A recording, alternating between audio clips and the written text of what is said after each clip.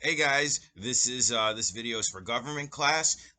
Remember, please watch these videos on your asynchronous days from start to finish. The last video I left, on for the asynchronous day on Friday, a lot of you did not watch it. So, please make sure if you haven't, go back and watch that. I think a good way to a few people I mentioned this in class earlier, and a few of you were saying, well, I don't know when the video is posted, so I don't know when to watch it. It's always posted for your asynchronous day.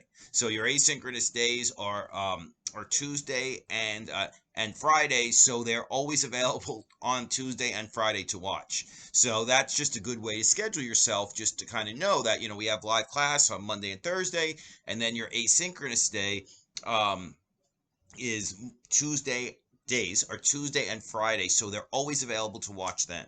So schedule yourself accordingly. It's really important that you guys watch all this because you're responsible for all the material that we talk about in live class and on these videos. All right, so we're going to continue talking about the reasons for polarization in Congress, like the reason why both sides are so far apart and why it's hard to get anything done. So we talked about some of the things in class. We talked about the fact that congressmen aren't, in Washington as much anymore, so they're not spending as much time with other congressmen from different parties. The fact that Democrats are now more uniformly liberal. Democrats are more uniform. Excuse me, Republicans are more uniformly conservative. When that wasn't always the case. So the parties themselves are a lot more. The parties themselves are a lot more polarized. Than they have been in the past. So those are big causes. But another giant reason for polarization in American politics in the Congress is redistricting. Now, let me explain that a little bit. Every 10 years after the census is done, that's why it's so important to do the census. Every 10 years, congressional districts are redrawn based on the census to reflect population changes. So if more people move to a certain area of the state, then the lines are supposed to be redrawn to represent the population shift that happens within each state. Nationally, states lose congressmen or gain congressmen based on how many people have moved into the state or not, or left the state, or whether the population rate in one state is lower than the population growth in another state. Like in New York, for instance, which is probably going to lose congressmen. So the thing is that every 10 years, the congressional districts are redrawn. But the drawing of the lines is extremely political. The people who actually do the drawing of the line are state legislators. So state legislators, remember, are that's like each state has its own Congress, right? So that's the state legislature. So state legislatures, they're very political. So they often, in fact, they usually draw lines, district lines, to benefit their own political party. So Democrats draw lines to help Democrats. Republicans draw lines to help Republicans. Now, it historically has been a bipartisan thing, but in the past 10 years, the Republicans have taken redistricting, to help their party and put it on steroids because they have drawn districts that inflate the number of Republican congressmen there are in each state much more than the population. Much more than the population merits. So in some states, like if you add up, like I think Pennsylvania and Ohio, Wisconsin, which had Republican legislatures in 2011 when they redrew the lines after the 2010 census. When you add up all the votes that Democratic congressmen got and the Republican congressmen got, Democratic congressmen got more votes than Republican congressmen did in all of these states, all these three states. But there are more Republican congressmen in those states than there are Democratic congressmen. And the Democrats got more votes when you add up all the votes. So clearly something is going on, and the lines are being drawn to help one party over another, and that is called gerrymandering. So when one party draws lines in order to help their own party, it's been done. It's been done forever in politics, but it's a serious issue today. Now, one of the reasons is, and I didn't know this until I read an article last year, that now there are computer programs that can actually draw districts for you in order to help your own political party. So the Republicans in North Carolina actually used a computer program and that drew the lines to create an enormous amount of Republican districts. I think Maryland, the Democrats did that. So the thing is that now the redistricting process it's gerrymandering on steroids. I know I said that before, but it's really become such an issue where if you're going to have more Democratic voters than Republican voters in a certain state, but the Republican congressmen outnumber the Democrat congressmen by 2 to 1. Clearly, something is wrong.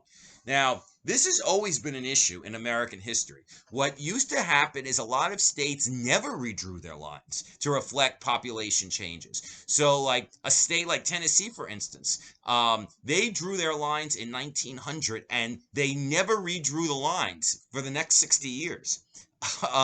So that means that places where a lot of people don't live anymore, like rural areas, continue to have extra congressmen, while places where more people lived 60 years ago, 60 years earlier, like big cities, have less congressmen than they deserve. So clearly, this is not right. In England back in the day, they used to call these in the 1800s, before they did a reform bill in the 1830s, and then another reform bill in the 1860s. England called these rotten boroughs, where they were basically districts that had been created many years ago when there used to be a bigger population, but continue to have their own congressmen, even though their own district, even though the population has gone down significantly.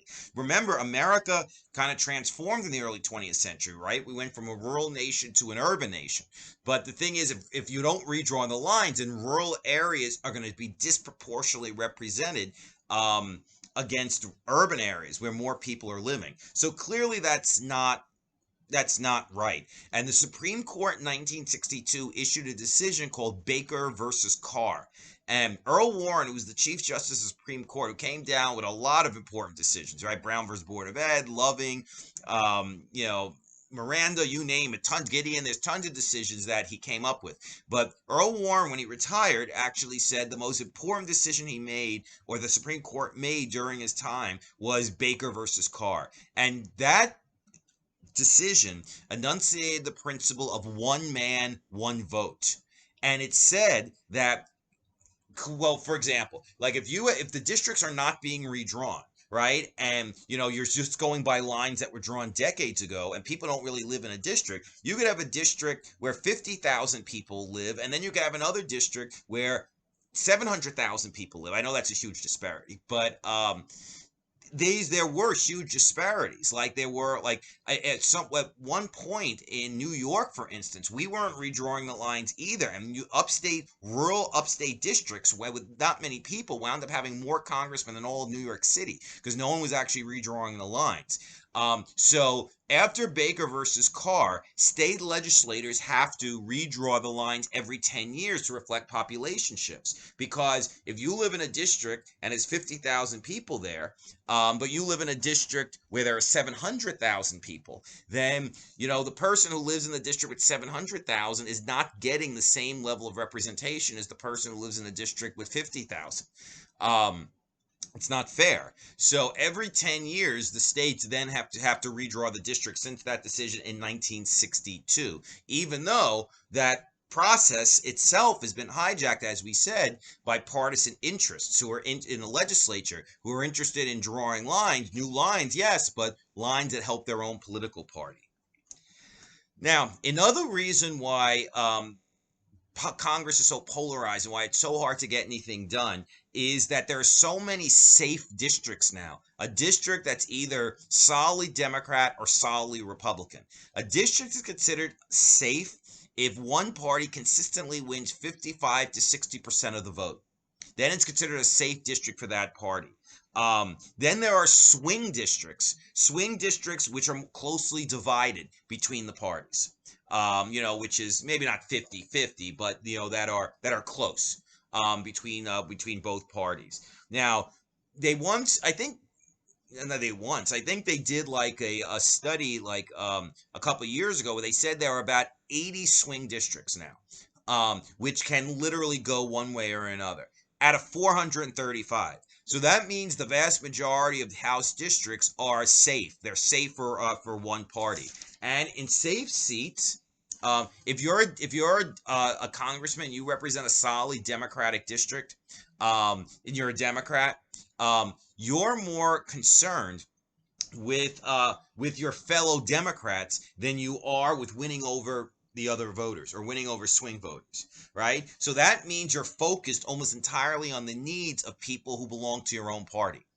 You don't really focus, unless you just want to be nice, but you don't really focus on the needs of anybody else because you're not going to need their votes because you're in a safe district. So if you're in a solidly Republican district, if you're a congressman who represents a solidly Republican district, all you really have to do is appeal to Republicans. You don't really have to do any outreach to Democrats or to swing voters.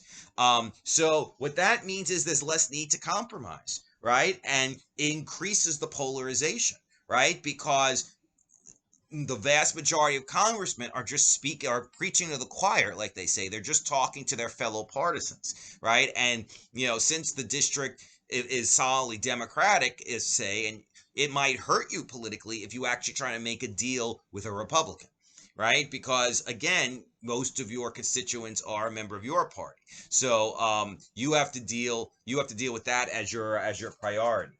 So less compromise leads to less lawmaking, right? Because in order to get laws passed, it's sometimes a awful process, but you have to compromise, right? You rarely get everything you want, excuse me, in a piece of legislation.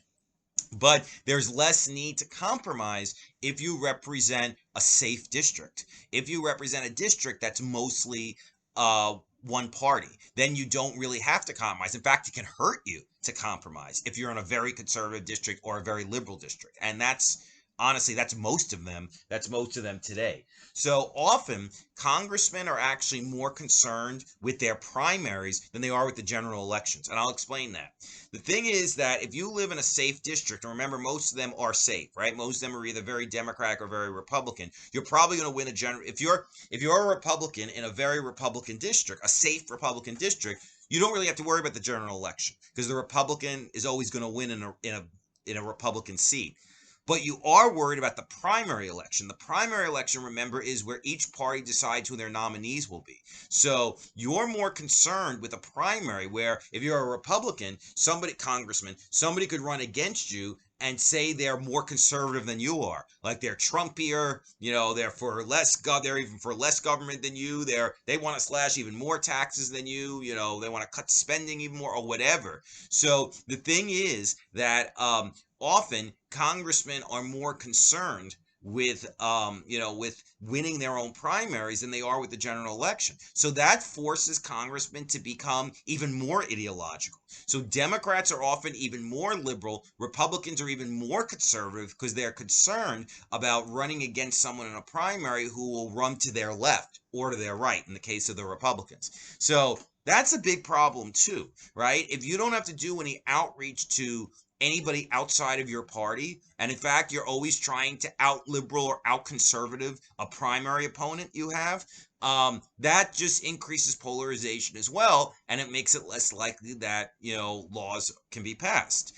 So Republican congressmen often have to be so conservative in order to win a primary that and if they do win the primary, they'll have a safe general election because it's a safe Republican seat. But then when they get to Congress, it's often very hard for them to actually, do any deal making with Democrats, right? Because they ran as such a conservative and they feel the need to stay very conservative so they don't get a primary opponent in the next election. So that's a real concern. Democrats must be very liberal. Republicans often have to be very conservative in order to win the primaries. So that leads to nominees who are ideologically more extreme. So it's harder for moderates actually to get elected to Congress because it's hard for a moderate Republican to win a Republican primary. It's hard for a moderate Democrat to win in a Democratic primary, even though it happens more often in that case than in the Republican case. There are a lot of moderate Democrats, but there aren't that many moderate Republicans because often they have you have to be as conservative as possible in order to win the Republican primary.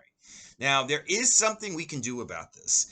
Before you lose all hope, reformers have proposed that state legislators not be allowed to redraw the districts, that independent commissions should redraw the district irrespective of partisanship. So just basically draw lines based on what you think is fair. And what an independent commission thinks is fair, or a bipartisan commission. So either they're made up of an equal number of Democrats and Republicans, or they're nonpartisan, like judges or something, should be able to be the ones to decide district lines, and that way you'd have a lot more competitive districts, right? You'd actually have districts that are a mix of Democrat and Republican, and it would mean that you'd actually have candidates who have to try to appeal to enough voters on the other side in order to win, and would make them more likely to actually compromise and pass legislation when they get elected. Some states are actually implementing that, and I really think that is the wave of the future. Because this gerrymandering thing really cannot stand. Like, you cannot have these districts, these ridiculous districts that are created purely to help one party or another. And it clearly it's a conflict of interest, right? If you're a Democratic state legislator, you are clearly going to try to draw districts to help the Democrats, right? Unless you're a saint, right? Like, it's, even if you have the best of motivations, like, of course that's going to get in your mind, right? If you're a Democrat, you're going to want to help the Democrats. You're a Republican, you're going to try to help the Republicans and draw districts accordingly. So I think an independent commission really is the way to go, and really should be implemented. I really think it's more likely to be implemented when the Republicans really feel the hurt, because if the Democrats win a lot of state legislative seats in 2020, in this election in a few weeks, then they're going to have the power to actually redraw congressional districts. And that's going to put the Republicans on the outs, even though they benefited in 2010 because they won so many state legislative seats that they were the ones to redraw the districts. When both sides the Democrats felt the hurt in 2010. If Republicans feel the hurt in 2020, then perhaps both sides feeling the hurt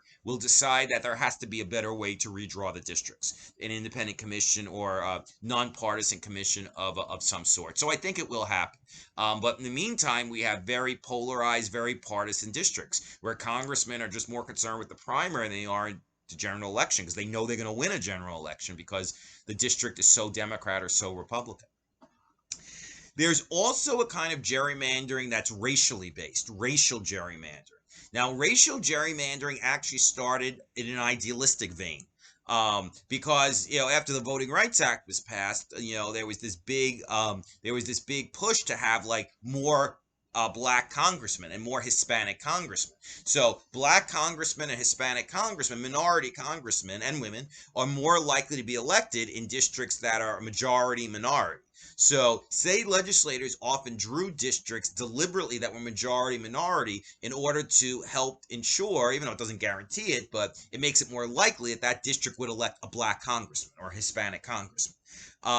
But often that has been, even though the Supreme Court limited that practice in the 1990s, but sometimes racial gerrymandering is used for more cynical purposes. Like, often Republicans try to put as many minorities as possible in one or two districts, so that makes the other districts whiter and makes them more likely to vote Republican.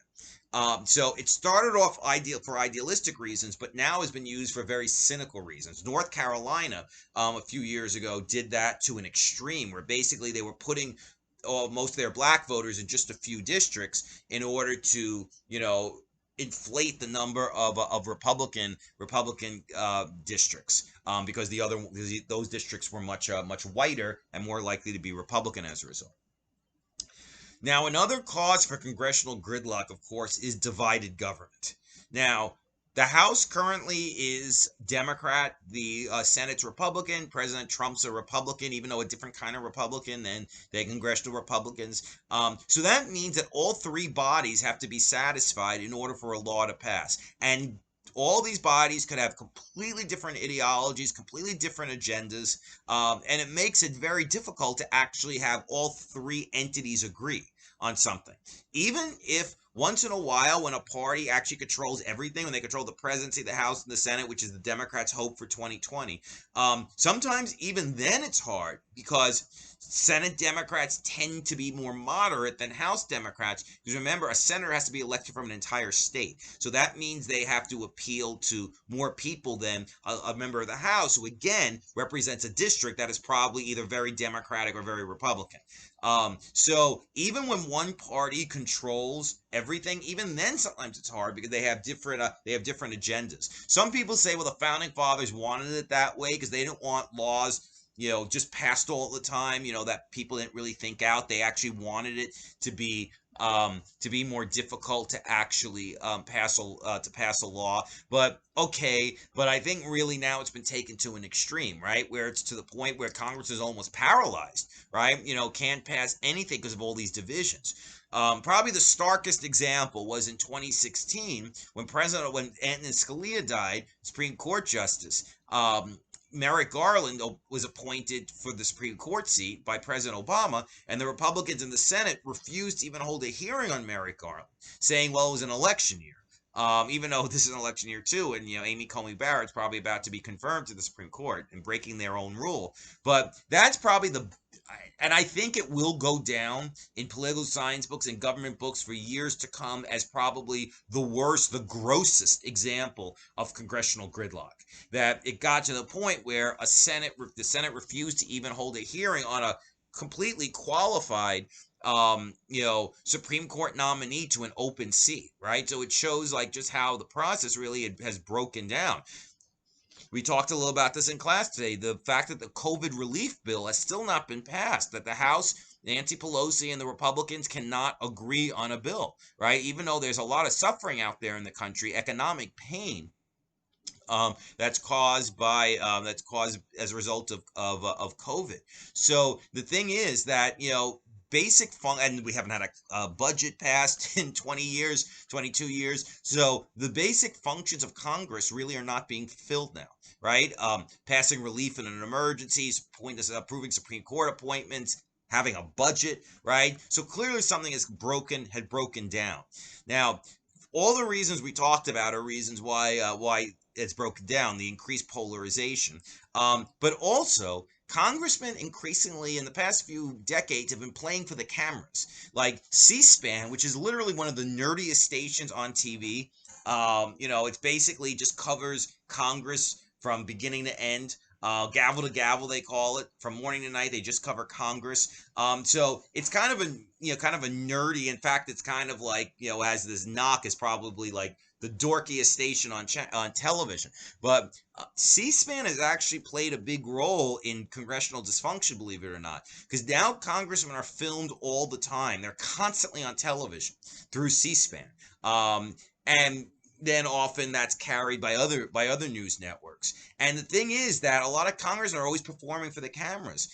Back in the day, congressmen did a lot of their work and nobody ever saw it, right? They just did their business outside of the public eye. C-SPAN was actually seen as a good thing, that it opened up the government to the people, so the people could actually see what's going on in Congress. And generally, I think that is good, but it does have consequences, right? A lot of good things have negative consequences. And the negative consequence is that congressmen are often playing for the camera, and they're playing for people back home, and they're playing for their big contributors and donors. And less concerned with actually passing laws, and also fearful that passing laws could actually antagonize their own supporters, because then you have to make deals with the other side. So playing for the cameras, they spend a lot of time doing that. There's this heavy negative perception of Congress. Congress has some of the lowest approval ratings of any institution in America, which is really something. Like for instance, the approval rate for Congress in the 1970s was 30%.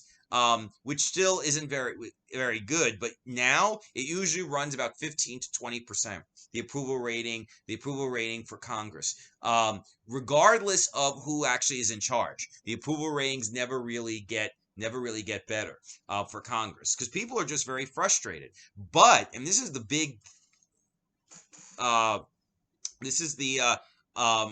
this is an interesting fact that even though people largely disapprove of Congress, right? Like, oh, that means 80% of people do not approve of the job Congress is doing. Most people generally approve of their own congressman. That's why congressmen have reelection rates in the low to mid 90s, like 90 to 95 to some years 98% of congressmen are reelected. So people generally say their congressman's doing a good job, but they don't support the institution of Congress. They kind of blame other factors apart from maybe their own congressman isn't doing what they're supposed to. So that's a very, very interesting phenomenon, like, right, disapproval of Congress but approving of their own congressman.